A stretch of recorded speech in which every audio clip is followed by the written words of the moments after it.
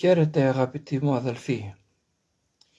Σε μια ιστορική φάση που οργιάζει η αίρεση του οικουμενισμού, σε μια περίοδο εκκλησιαστική κατά την οποία υπάρχει συγκριτισμός, υπάρχει το ανακάτεμα όχι μόνο των χριστιανικών αιρέσεων αλλά και των εξωχριστιανικών θρησκευμάτων μέσα στα πλαίσια της νέας τάξης εποχής και της παγκοσμιοποίησης.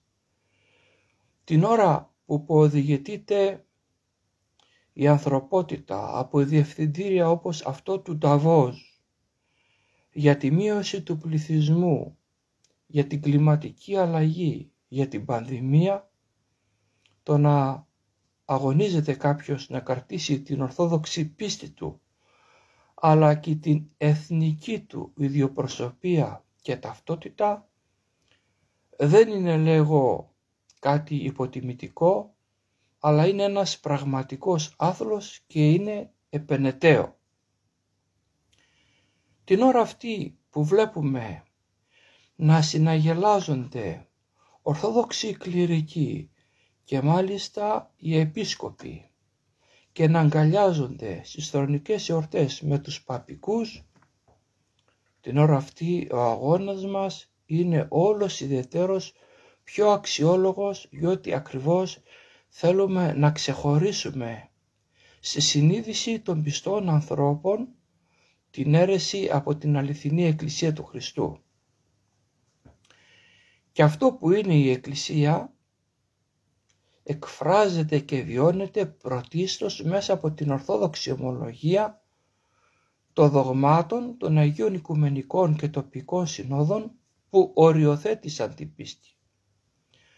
Αυτό που είναι η Εκκλησία εκφράζεται κατά την Αγία Αναφορά, δηλαδή κατά την Θεία Λειτουργία, όταν τελείται για να εκφραστεί η ορθόδοξη δογματική δασκαλία, το περιεχόμενο δηλαδή όλο της Θείας Οικονομίας, διότι η σωστή, η ορθόδοξη ερμηνεία της Θείας Αποκαλύψεως διαφυλάσσεται με την ερμηνεία που έκαναν οι Άγιοι Πατέρες κρατώντας το ορθόδοξο δόγμα, την ορθόδοξη δηλαδή δογματική διδασκαλία της Εκκλησίας που αποτελεί τον κανόνα της πίστεως.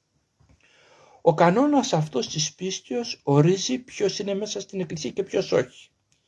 Συνεπώς, ένας επίσκοπος, ο οποίος σε μια θρονική εορτή, όπως αυτήν τη θρονική εορτή της Ρώμης, μεταβαίνει εκεί και συγκοινωνεί με τον αιρεσιάρχη Πάπα, αυτός ακριβώς λόγω του ότι υπάρχει ο κανόνας της πίστεως ξεχωρίζεται από το χριστεπώνυμο πλήρωμα, από το σώμα της Εκκλησίας ως αιρετικός, διότι ο κοινωνών το ακοινωνείτο ακοινώνητος έστω. Ακριβώς επειδή κάποιοι σε εισαγωγικά ορθόδοξοι, τάχα ορθόδοξοι, κοινωνούν με τους αιρετικούς, όχι μόνο παπιστές, όχι μόνο προτεστάντες, όχι μόνο μονοφυσίτες, αλλά με όλους τους αιρετικούς, αλλά και αυτούς τους ίδιους οικουμενιστές, οι οποίοι διδάσκουν ότι η Εκκλησία δεν βρίσκεται μόνο στην Ορθόδοξη Εκκλησία, αλλά κομμάτια της Εκκλησίας υπάρχουν σε όλες τις ομολογίες και αυτά θα ενωθούν προκειμένου να υπάρξει η Ορθόδοξη, προκειμένου να υπάρξει η Εκκλησία. Αυτοί πρεσβεύουν την αίρεση του οικουμενισμού, η οποία τους ξεχωρίζει από την Ορθόδοξη Εκκλησία και γι' αυτό είναι εκτός Εκκλησίας. Και σε αυτούς προφανώς δεν υπάρχει η αλήθεια της πίστεως και γι' αυτό δεν είναι μέσα στην Εκκλησία. Διότι αν ήταν μέσα στην Εκκλησία θα ομολογούσαν την αλήθεια τις αλήθειες όλες της πίστεως.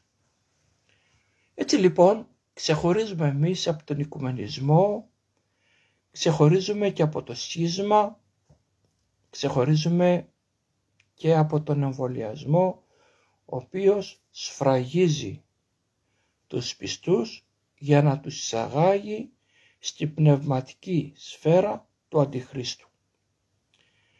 Κάποιοι ανίδεοι, κάποια τσογλάνια του Πάπα μας κατηγορούν γι' αυτό, γιατί θέλουμε την λειτουργική ενότητα. Η ενότητα της Εκκλησίας είναι δόγμα της Εκκλησίας.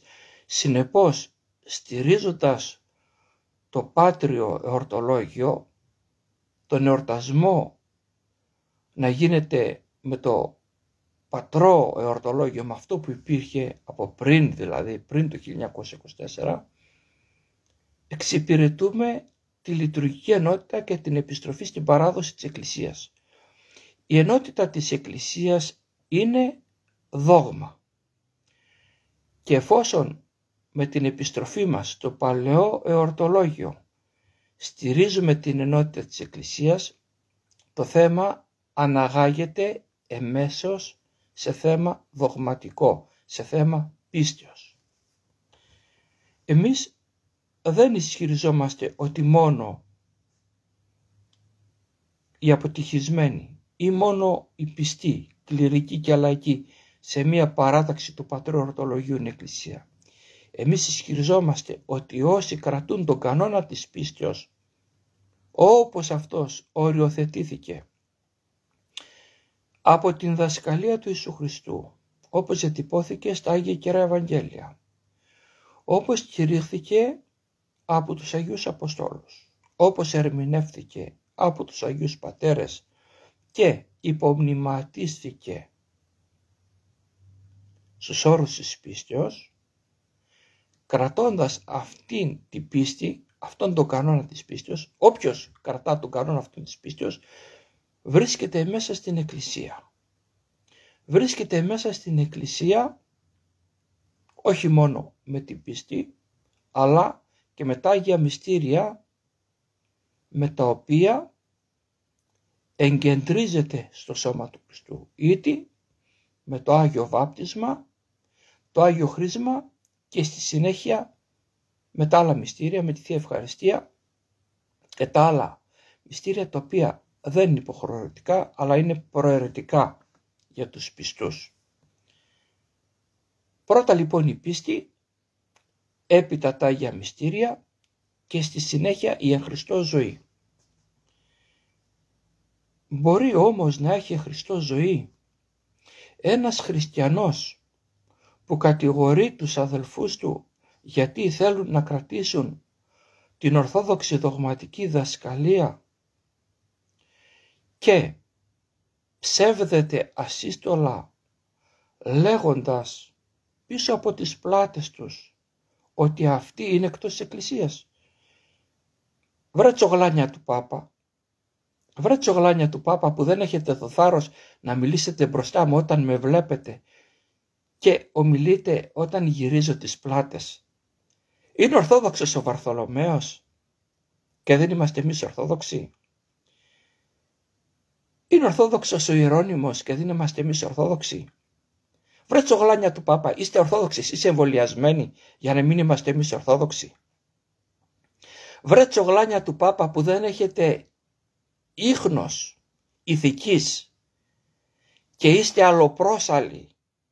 Είναι δυνατόν να είναι κανείς μέσα στην ορθόδοξη διδασκαλία χωρίς να κρατάει τον κανόνα της πίστεως, χωρίς να κρατάει αυτά που λέει παράδοση της Εκκλησίας, χωρίς να ξεχωρίζει τη θέση του από το σφράγισμα, από το σχίσμα και από την αίρεση. Πώς λοιπόν είστε εσείς μέσα στην Εκκλησία και είμαστε εκτός εμείς?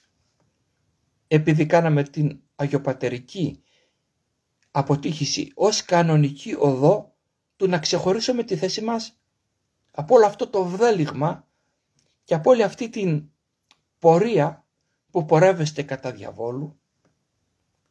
Πόσο διαφορετικά θα μπορούσαμε να αντισταθούμε αν δεν μπορούσαμε να αρθρώσουμε λόγο και να προβούμε σε ορισμένες ενέργειες για να καταλάβετε εσείς τα βόδια που ακολουθείτε τον οικουμενισμό, που ακολουθείτε τον εμβολιασμό, τα βόδια που ακολουθείτε τη νέα τάξη πραγμάτων.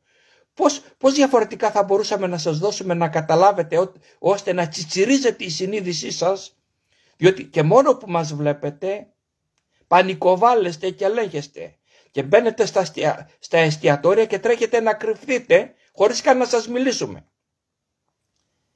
Και αν δεν σας μιλήσουμε, δεν σας καλημερίσουμε, δεν σας χαιρετήσουμε, δεν χαιρετάτε καν, γιατί δεν έχετε τα μούτρα και δεν έχετε το θάρρος να χαιρετήσετε.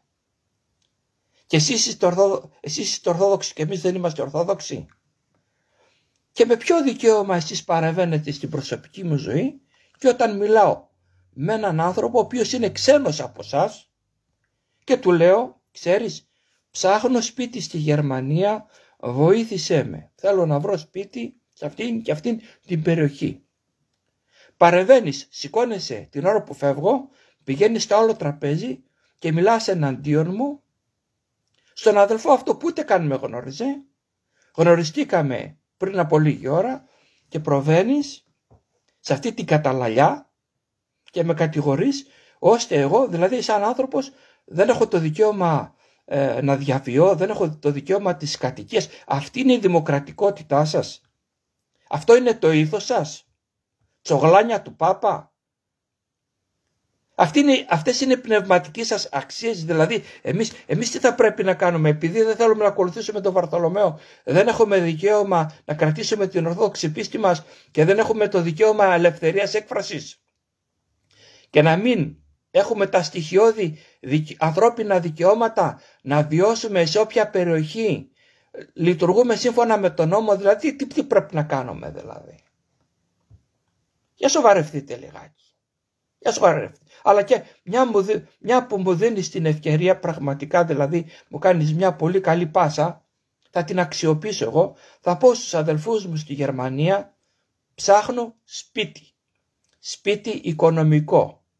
Σπίτι το οποίο, αν είναι δυνατόν, να βρίσκεται και λίγο σε ένα αγρόκτημα και να μπορέσω έτσι να κάνω το προσωπικό μου πνευματικό έργο, να διαβιώ εκεί και να εργάζομαι και ποιηματικά στις ψυχές αυτές, οι οποίες δεν είναι στον οικουμενισμό και δεν είναι στον αιρετικό νεοημερολογητισμό, με τους ανθρώπους οι οποίοι διψούν την αλήθεια, με τους ανθρώπους εκείνους οι οποίοι ψάχνουν να δουν πώς θα απεγκλωβιστούν από όλο αυτό το λαβύρινθο μέσα στους οποίους τους έχετε εντάξει εσείς οι συστημικοί, που σαν ηγίδια ακολουθείτε τους αιρετικούς ασταγούς και όχι τον αληθινό Κύριο, τον Ιησού Χριστό.